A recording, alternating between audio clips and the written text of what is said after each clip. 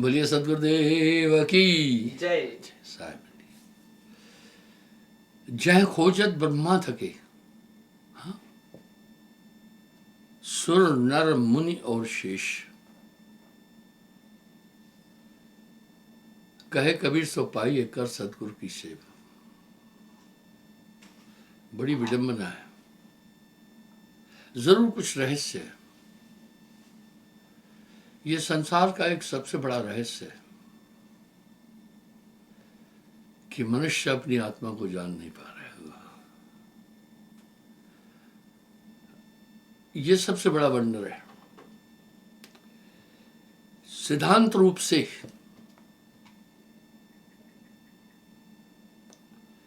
दुनिया के जितने धर्म हैं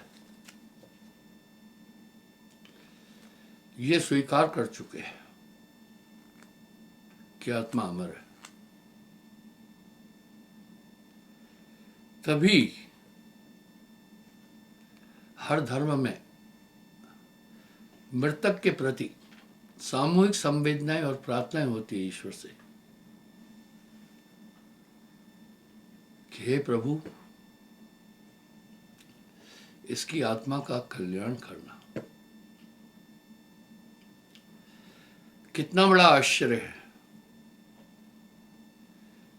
हम आत्मा को नहीं जान पा रहे, इंसान आत्मा को नहीं जान पा रहे। प्रश्न उठा, कौन सी आत्मा? निज आत्मा। निज आत्मा का प्रयोजन है अपनी आत्मा, और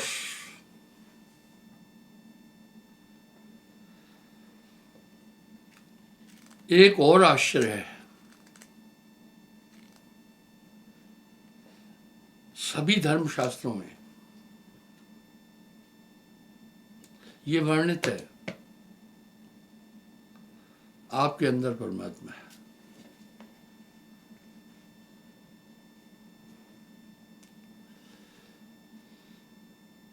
ठिकाना मिल रहा है, उसके बाद भी आत्मा में परमात्मा है। आदमी परमात्मा को भी नहीं जान पा रहा। ये कैसा एलिमेंट है आत्म तत्व?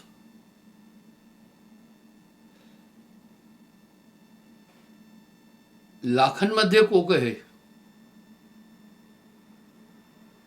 है कोई कोटन माँ है, कोटन मध्य को कहे जब किया कबीर विचार। आज मैं यहां एक चीज की पुष्टि कर रहा हूं।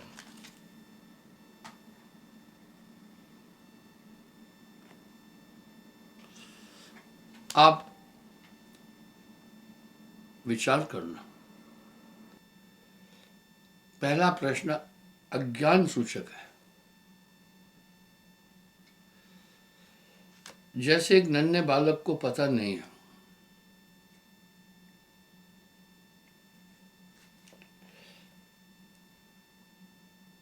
घर में एक नन्हा बच्चा आता है तो वो पूछता है, माँ ये कहां से आया?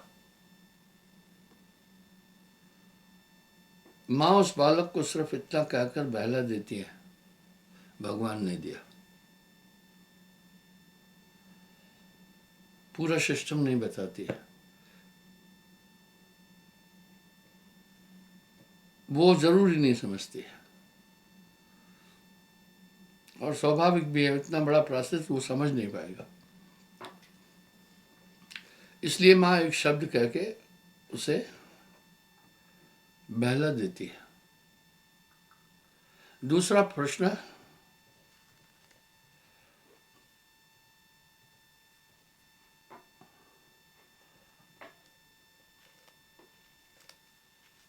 पुष्टिकरण के लिए होता है। वो किसी तथ्य को जानता है लेकिन कंफर्म नहीं है, तब वो किसी ज्ञान आदमी से प्रश्न पूछता है, उसे उत्तर मिलता है।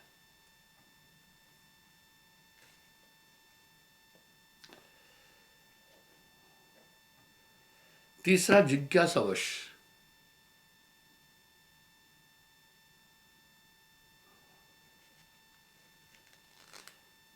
चौथा प्रश्न, वो किसी तथ्य को, किसी धारणा को स्थापित करने के लिए पूछता है। तो उस व्यक्ति ने मुझसे प्रश्न किया। मेरे पास बहुत लोग आते रहते हैं,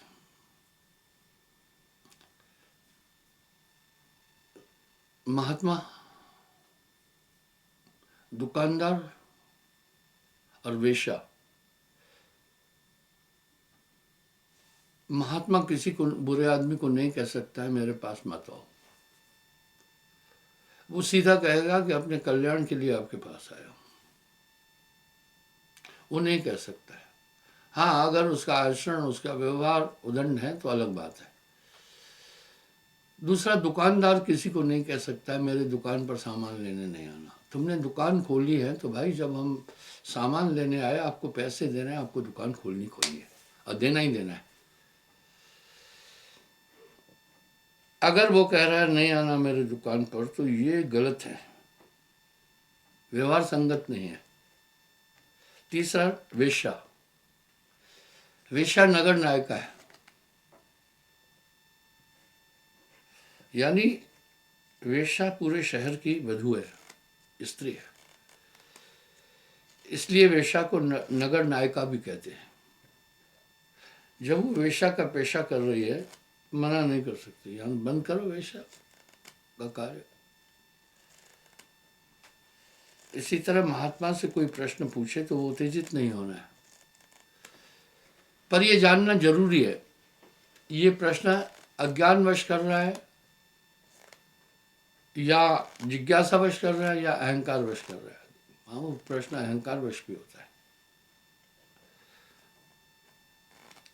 मैंने उसका प्रश्न देखा, उसकी टोन, उसकी वाणी, प्रश्न अहंकारवश था।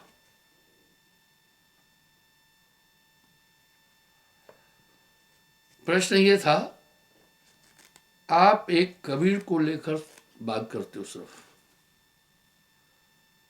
हमारे पूरे ऋषि मुनि ने इतनी घोर तपस्याएं की, आप उनका जिक्र नहीं करते। आप अपनी स्पीच में केवल कबीर साहब को ही लेते हैं। हालांकि आप अच्छे वक्ता है, लेकिन मुझे अपेक्षा है।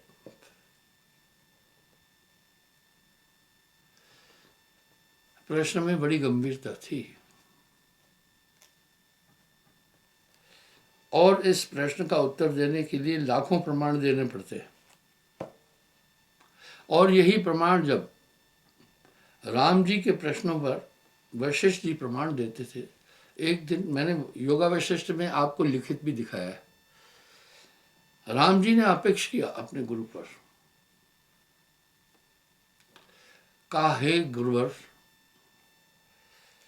मैं जब आपसे प्रश्न करता हूं, आप कई उदाहरण देते चले जाते, इनकी क्या जरूरत है। वशिष्ठ ने कहा, हे राम, सोने को परखने के लिए कसौटी एक प्रमाण है, साधन है। हीरों को परखने के लिए घन एक साधन है। हीरा सोई सराहिए जो सहे घनन की चोट। इस तरह किसी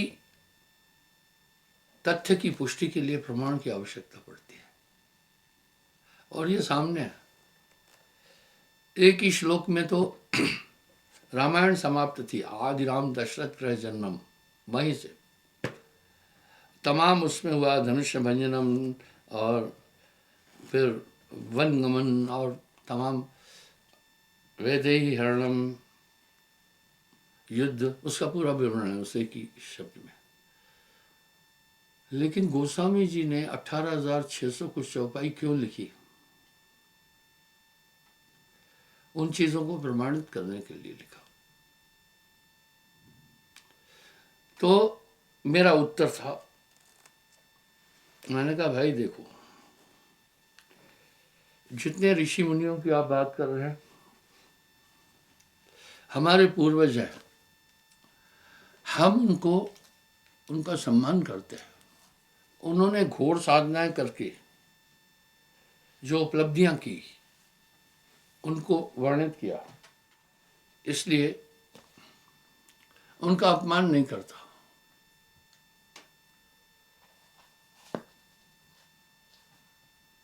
कुतर्क और अपमान करना एक शुद्ध बुद्धि का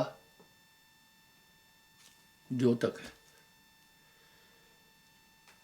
जो हमेशा किसी की आलोचना करता है वो खुद आलोचक हो जाता है, उसका अपना दिमाग स्थिर नहीं रहता है। फिर इसलिए अपना स्वभाव आलोचक का न बनाया जाए, गंभीर बनाया जाए। मैंने उनको समझाने की कोशिश की।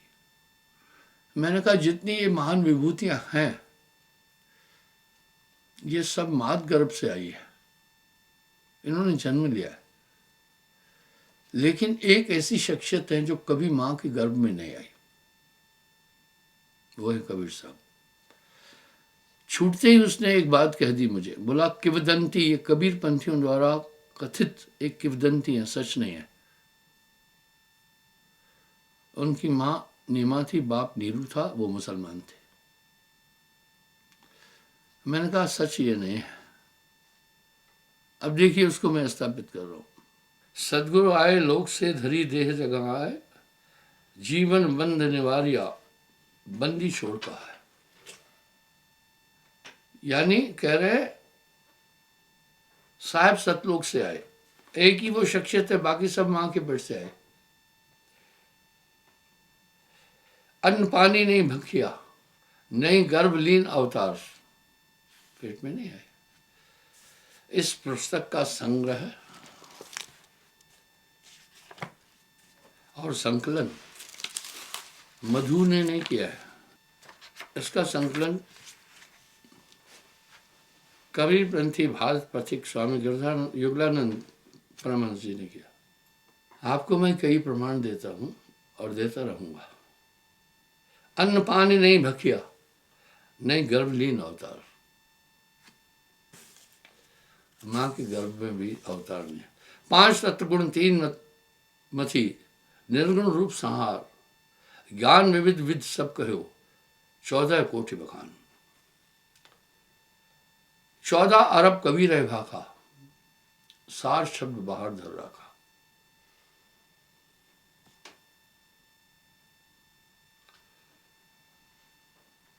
तासे न्यारे राखिया, मूल ज्ञान निदान। यहां मैं ये स्थापित करता हूं, और हजारों शब्दों में साहब ने खुद इसको स्थापित किया। संतो अभिगत से चल आया, कोई भेद मरम ना पाया, ना हम रहले गर्भवास में। कह रहे गर्भ में मैं रहा ही नहीं, बालक होए दिखलाया, काशी तख्त सरोवर ऊपर तहां जुलाहा पाया। ना हमरे मात पिता है, ना ग्रही ना दासी, नीरू के घर नाम धराया, जग में हो गई हासी। काशी में हम प्रकट भय और रामानंद पर दाया, कहत कबीर सुनो भाई साधो, हंस चितावन आया, कोई भेद भरम ना पाया। अब तथ्य क्या है? देखिए, अनादिकाल से मनुष्य सृजन के विषय में सोचता था, वो सोच रहा था इसका सृष्टा कौन है, सृष्टि कैसे बनी, इसका संचालन कौन कर रहा है, कहां से जल आया, कहां से अग्नि आई, कहां से पृथ्वी आई, कहां से आकाश आया। आज तक दुनिया के सब लोग एक मत नहीं हो पाए हैं। कुछ कहते हैं शुरू शुरू में जल था। अरे भाई, जल तो 2 गैसों का मिश्रण है, वो कहां से आई गैसें? इसका मतलब गैस ही भगवान गैस था? नहीं, ये तो पंच भौतिक तत्व है, वो तो उनसे परे है। सब मिलाकर आदमी आखिर कहां तक पहुंचा? गण गंधर्व ऋषि मुनि और देवा सब मिल करे निरंजन सेवा, सब उसकी सेवा। मन ही निरंजन, मन ही ओंकार, मन ही है करता रहा। सृजन का पूरा रहस्य आपके अंदर भरा पड़ा है। इस तरह उस निराकार शून्य से आकाश की उत्पत्ति हुई, आकाश से वायु की उत्पत्ति हुई, वायु से ही अग्नि की उत्पत्ति हुई, क्योंकि वायु में अग्नि निहित है। अग्नि से ही जल की उत्पत्ति हुई,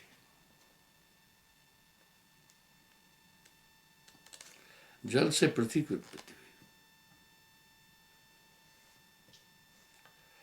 इसलिए सभी एक निराकार सत्ता को मानते हैं। वैज्ञानिक लोग लगे हैं, वैज्ञानिक लोग भी खूब हैं, वैज्ञानिक लोग ईमानदार हैं। वो किसी भी तथ्य को प्रमाणित करके तब बात करते हैं। वैज्ञानिकों ने एक दावा किया, हम सृजन के रहस्य को समझ चुके हैं, हम गॉड पार्टिकल को जान चुके हैं, दुनिया कैसे बनती है और कैसे मिटती है। वाह, यही निराकार की बात हमारे वेद ऋग्वेद भी कह रहे हैं, और यही निराकार की बात देखिए मैं प्रमाणित कर रहा हूं, मुस्लिम भी कह रहे हैं। बेचूना खुदा, चून साकार को कहते हैं, बेचून निराकार को कहते हैं। और यही बात ईसाई भी कह रहे हैं, ईसा मसीह कह रहे हैं, मेरा आकाशी पिता, मैं उसका इकलौता पुत्र हूं। लेकिन तथ्य लोग नहीं समझ पाए।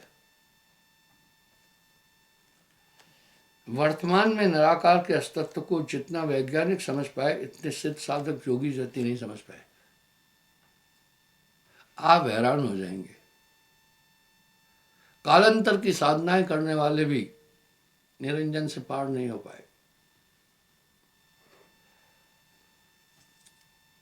अब वैज्ञानिक कह रहे हैं black hole is the matter of the creation. Black hole ही इस दुनिया के सृजन का बेस है। मैंने इसके कई प्रमाण आपको कई बार दिए हुए हैं, आपके सामने आज कुछ और बोल। दानव बना ब्लैक होल हर सेकंड निगल रहा पृथ्वी जैसे ग्रहों को। वैज्ञानिकों ने खींची करोड़ों साल पुरानी घूमती आकाश गंगाओं की तस्वीर और ब्रह्मांड के बारे में समझ बदलने वाली तस्वीर। आइए हम देखते हैं उन्होंने ब्रह्मांड का रहस्य कैसे जाना, आधार क्या है उनके रिसर्च का। तमाम पृष्ठ है और भी आपको मैंने ये दिखाया, आप देखिए। वैज्ञानिकों ने पृथ्वी के सबसे करीबी ब्लैक होल को तलाशा। क्या क्या कर रहा है ये मनुष्य, मरने के बाद जिंदा होने की हसरत। 600 लोगों ने फ्रीज कराए शरीर। वाह, 600 लोगों ने शरीर फ्रीज कराए। भारत अमेरिका समेत कई देशों में निजी ये प्रयोगशाला है। ये कोई गप नहीं बोल रहा हूँ भाई, ये अमर उजाला में आया हुआ है। 1 दिसंबर 2022 का ये कटिंग है। अब शरीर को फ्रीज कैसे कराया? उनका ये मानना है कि आगे एक वक्त आएगा जब इंसान मरे को जिंदा कर लेगा। इसके हाथ में ये टेक्नोलॉजी आ जाएगी। जो ये इच्छा रखते हैं कि हमारा शरीर अमर रहे, तो बॉडी को फ्रीज कराते हैं, जमना। जैसे कभी कभी डेड बॉडी को इम्पोजमेंट कराते हैं ताकि बदबू नहीं आए, सड़े नहीं है, इस तरह फ्रीज होता है। यानी आगे अगर वैज्ञानिकों को देखिए दुनिया कैसी है, ये टेक्नोलॉजी आ गई कि आदमी को फिर जिंदा कैसे कर सकते हैं, और कह रहे हैं वो बहुत नज़दीक है इसमें। इस रिसर्च में उन्होंने कई चीज़ें की हैं, और कहीं कहीं हमें शास्त्रों में पढ़ने को मिलता है कि मृतक को जिंदा किया जाता है, और ये काम साहब ने भी किया है। हम आपको भ्रमित नहीं कर रहे, भ्रमित करना हमारा कर्तव्य नहीं है। मैं 2 प्रमाण दूंगा आपको। उल्लेख आता है साहब की कड़ी वाणियों में, ये कमाल है, मृतक है, मृत बालक को पुनर्जीवन, जिसका नाम कमाल हुआ। साहब ने 52 कसनी दी। एक सड़ी गली लाश गंगा में बहती जा रही थी। वो क्यों? अभी भी उत्तर प्रदेश में कुछ गरीब लोग हैं, वो लाश को जल में प्रवाहित कर देते हैं। ये परंपरा रही है। आपने कोविड में भी देखा होगा। तो एक सड़ी गली लाश जा रही थी बहती। शेख तकी, बादशाह सिकंदर लोधी और कबीर साहब वहाँ थे। शेख तकी ने कहा, अगर तू परमात्मा का रूप है तो ये सड़ी गले बालक को जिंदा कर।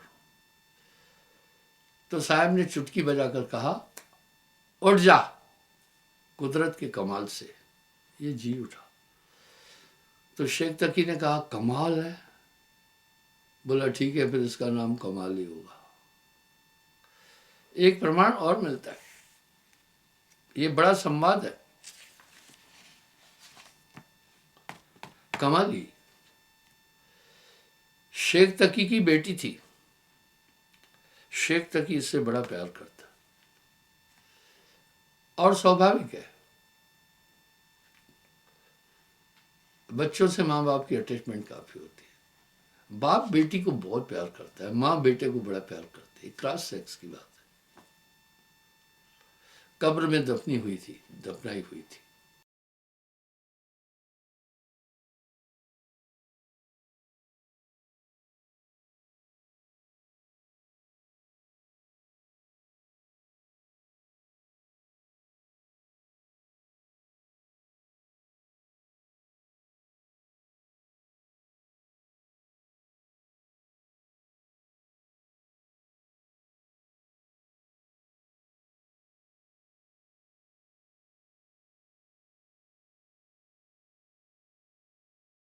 तो शेख तकी हाथ पकड़ा मेरी बेटी। बोला नहीं, मैं तुम्हारे नाम से नहीं उठी हूँ, मैं साहब के नाम से उठी हूँ, आज से उन्हीं की बेटी हूँ। इसका मतलब ये टेक्नोलॉजी थी। यानी हाँ, आगे चलता हूँ मैं आप, इसलिए वो बॉडी को फ्रीज करा रहे। एक महात्मा वैज्ञानिक होता है, वो अध्यात्म विज्ञान का ज्ञाता है। खैर आजकल तो